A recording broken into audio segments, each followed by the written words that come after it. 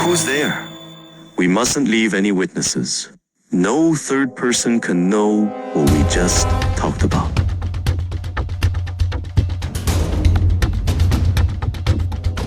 In this desperate moment, Vivian had no choice but to take shelter inside the chamber.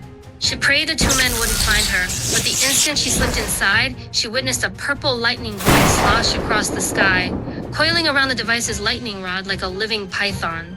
Vivian suddenly felt a surge of tightness in her chest and dizziness, then fainted. She had no idea what had happened or where she would end up. When she opened her eyes again, the pain had turned into a sense of weightlessness. She was like an olive leaf swept up by a gale, floating above the dark mountain forest. Suddenly, a powerful force pulled her downward, making her insides feel displaced. When her consciousness cleared again, she was lying on cold mud, a dull pain throbbing at the back of her head. Finally dead.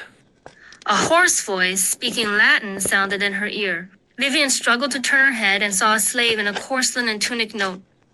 Toga was a garment for Roman citizens, not slaves swinging a bronze shovel to pile dirt beside her. Countless unfamiliar memory fragments suddenly flooded her mind. A dilapidated stone hut, a blonde girl who looked just like her being pushed down a hillside and hitting a boulder in the rain.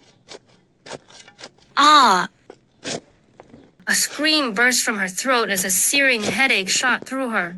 Vivian watched the slave drop his shovel with a clatter, his eyes wide with terror. He scrambled down the mountain, shouting Latin prayers about demonic possession. The rain fell harder and harder, stinging her face. Vivian propped herself up and sat up, only to realize her velvet suit had turned into a coarse linen tunic, and there were red marks from chains on her wrists. A distant lightning bolt split the night sky, illuminating rows of stone coffins on the hillside.